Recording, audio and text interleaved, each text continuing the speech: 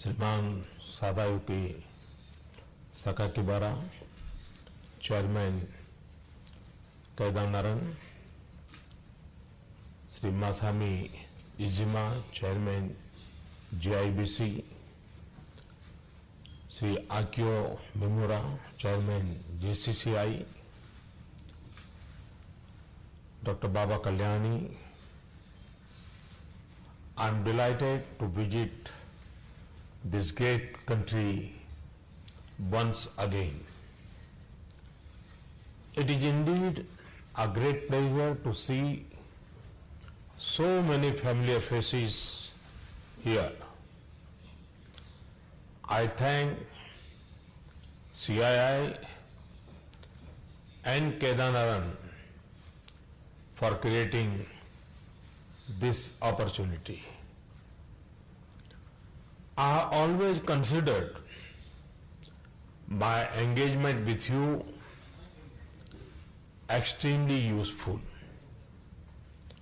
Over the years, I have visited Japan several times.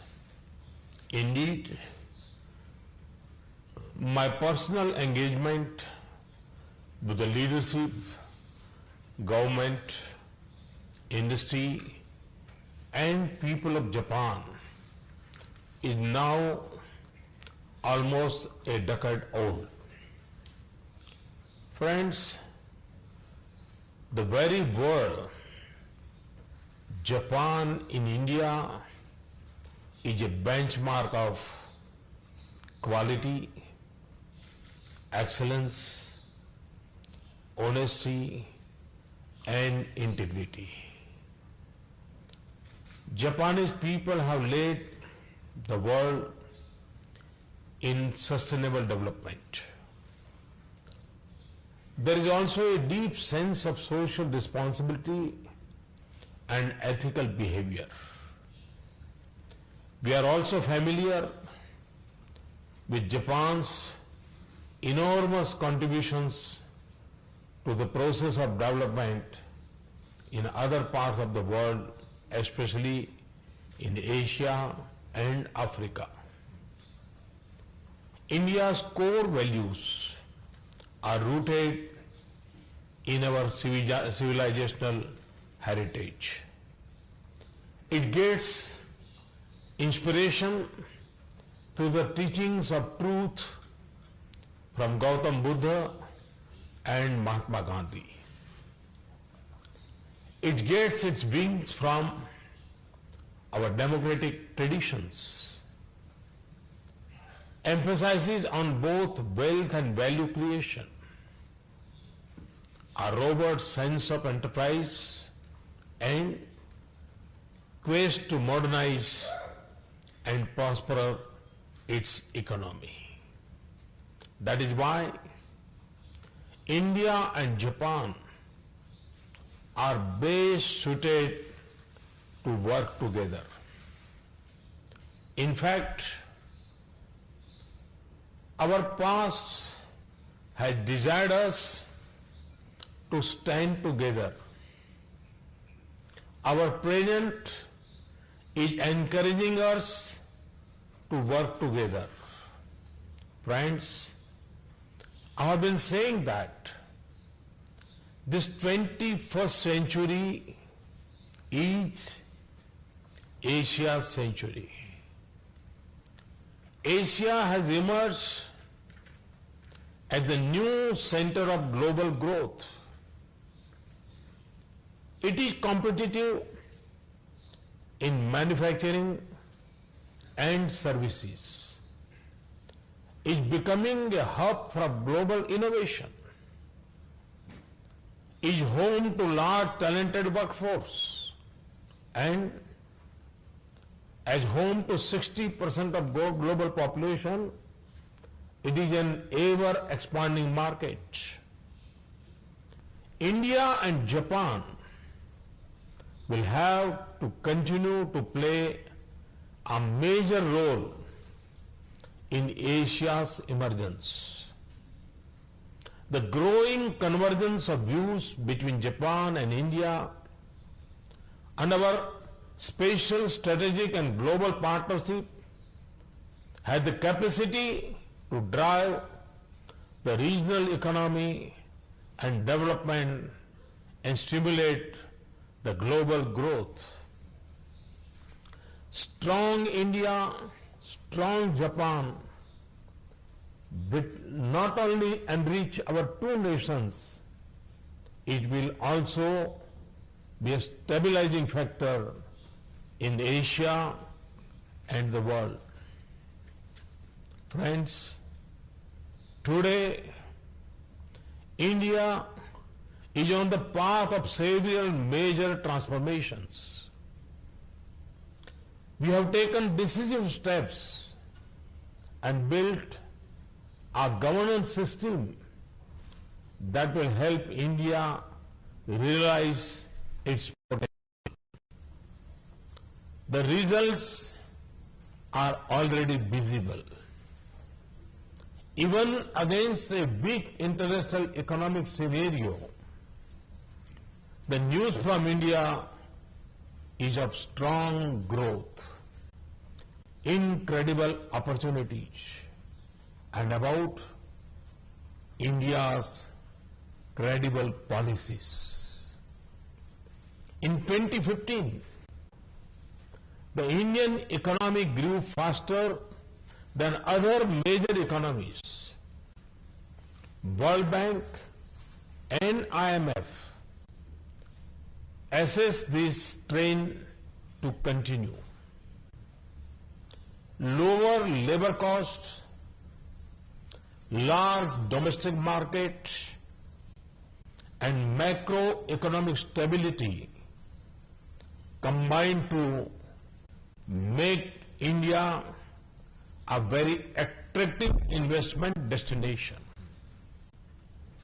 In the last 2 fiscal years, we received about $55 billion as foreign direct investment.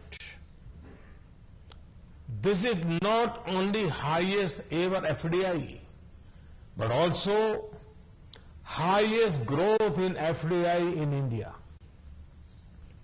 Today, every global company has an India strategy, and Japanese companies are no exception. It is no surprise that today Japan is India's 4th largest source of FDI.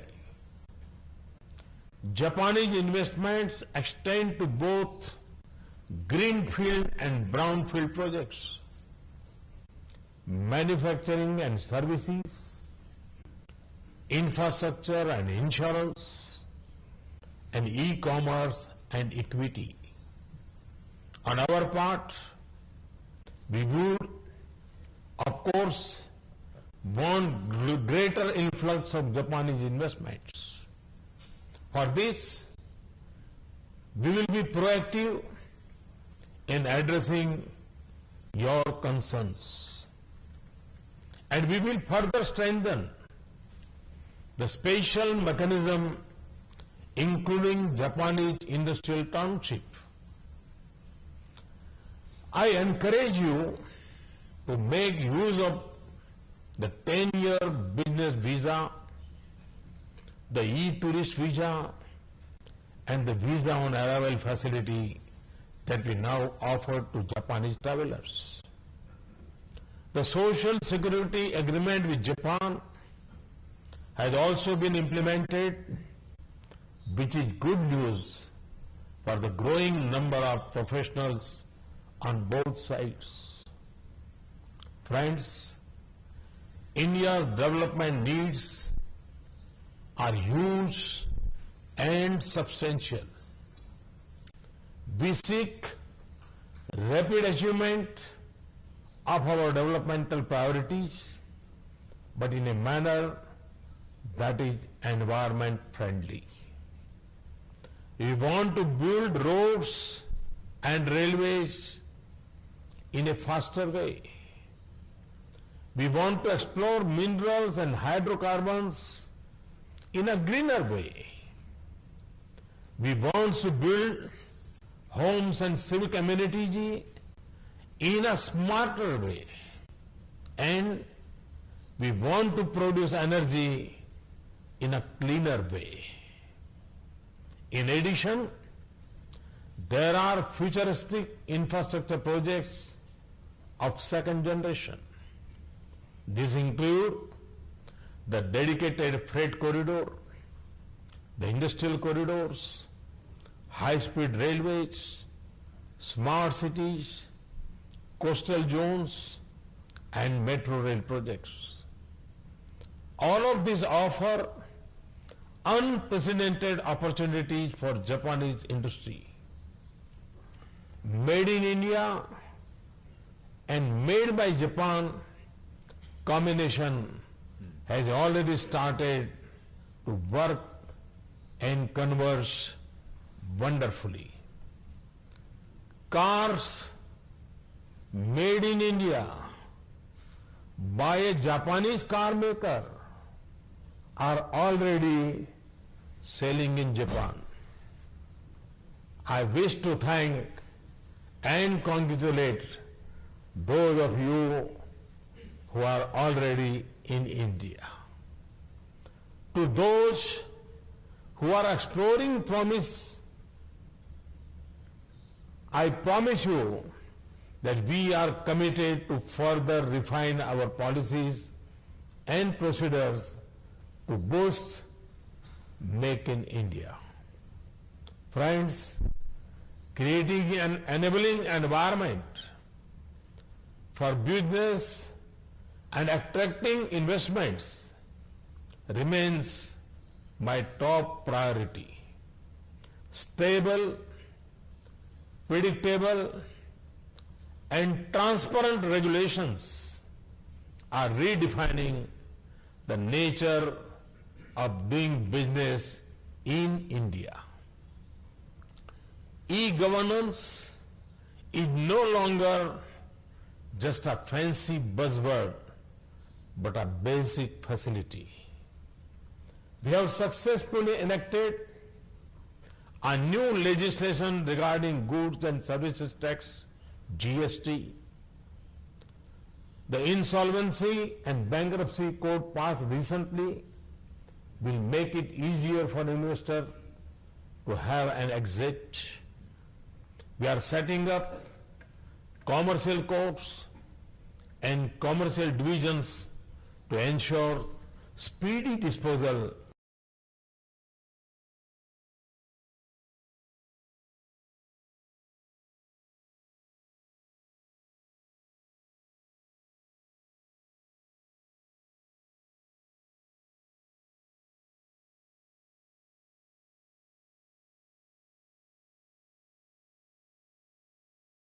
intellectual property rights policy. All of these points to the new direction of economic reforms that India is pursuing. My resolve is to make India the most open economy in the world. The impact of our efforts